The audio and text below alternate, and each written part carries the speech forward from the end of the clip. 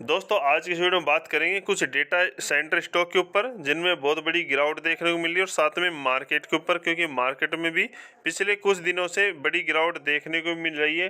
कहीं अभी भी इसमें कोई रिकवरी की गुंजाइश दिखाई नहीं दे रही है।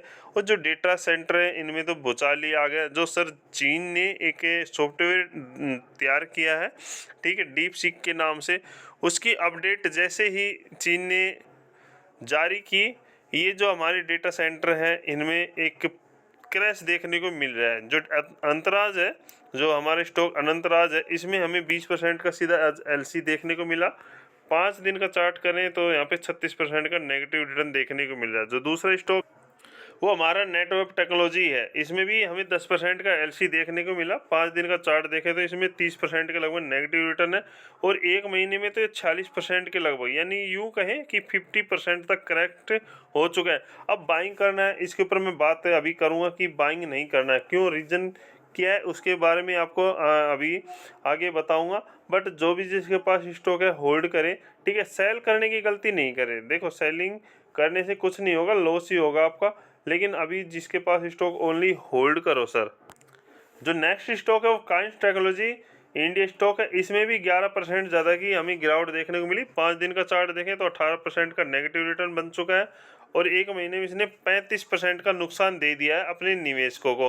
तो जो डेटा सेंटर स्टॉक है भाई, इनको तो अभी होल्ड ही करो, सेल भी मत करो और बाई भी मत करो। बाई करने के लिए अभी इसलिए बोल रहा हूँ सर, क्योंकि जो हमारा मार्केट है इसमें लगातार गिरावट देखने को मिल रही है, ठीक है। हमारा जो निफ्टी है 50, ये लगभग हम यदि देखें तो इसने जो हाई बनाया था 26,000, ठीक है, इसका 26,277 हाई बनाया और वहाँ से लगातार गिर रहा है, ठीक है। तो भारतीय मार्केट पूरी तरह ही गिर रहा है। इसका रीज़न सर काफ़ी है। लगभग एक तो ये है सर, एफआई के ऊपर तो मैं बाद में बात करूंगा, क्योंकि मैं बाइंग करने के लिए अभी आप लोगों को कोई भी स्टॉक नहीं बोल रहा हूँ। वो क्यों, वो अभी आपको बताऊंगा। क्योंकि एफआई लगातार सेलिंग किए जा रहे हैं, ठीक है। एफआई जो है विदेशी निवेशक लगातार सेलर बने हुए और अपना स्टेक बेच रहे हैं सर, ठीक है। तो मैं बाई करने के लिए इसलिए नहीं बोलता हूँ सर, क्योंकि एफआई कब बेचेंगे। देखो, एफआई जो है विदेशी निवेशक, ठीक है, यदि वहाँ पे सेलिंग कर रहे हैं तो यहाँ पे कोई ना कोई तो खरीदार है। हम जैसे जो हैं अपने देश के जो भी नए निवेशक हैं या जो भी रिटेल निवेशक है, ये कहीं ना कहीं या फिर डीआई खरीदारी कर रहा है लगातार, ठीक है। यानी कि जो एफआई है विदेशी लोग, वो यहाँ पे ज़्यादा क्वांटिटी सेलिंग किए जा रहे हैं और हम डीआई है बाज़ार को संभालने की कोशिश में, ठीक है, यहाँ पे कम क्वांटिटी या जितनी भी है यहाँ पे खरीदार बने। क्यों भाई, यहाँ पे हमें खरीदारी नहीं होना चाहिए, क्योंकि हम यदि खरीदार होंगे तो वो आसानी से बेच पाएंगे, ठीक है। इसलिए एफआई लगातार सेलिंग किए जा रहे हैं, क्योंकि हम उनका स्टेक तो हम खरीद रहे हैं ना। क्यों, इसलिए तो मैं बोल रहा हूँ कि यहाँ पे अभी हम खरीदारी ना करें तो एफआई यहाँ पे सेलिंग नहीं कर पाएंगे, ठीक है सर।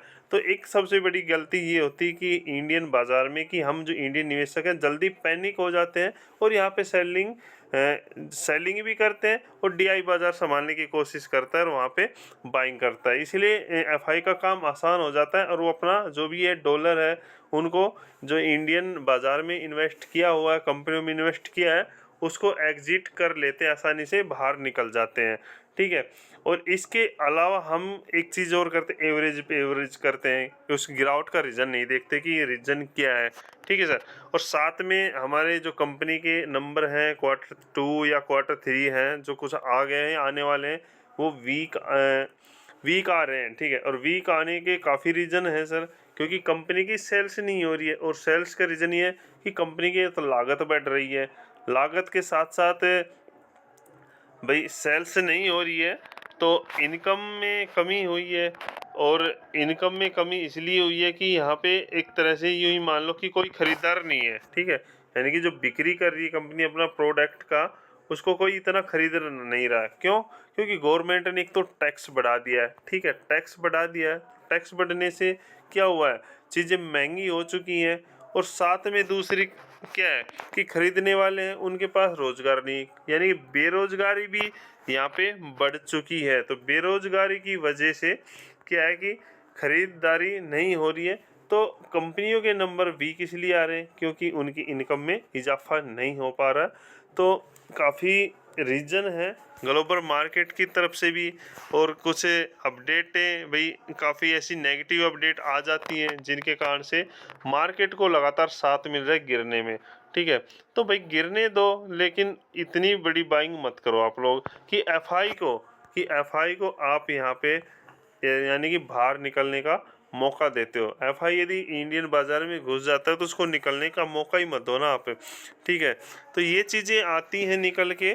और कभी कभी कुछ भी, जैसे अभी ट्रम्प ने, अमेरिकी जो है राष्ट्रपति, उन्होंने शपथ ली है, तो उनका भी अभी भारत के लिए कोई ऐसा कुछ बयान आया नहीं है।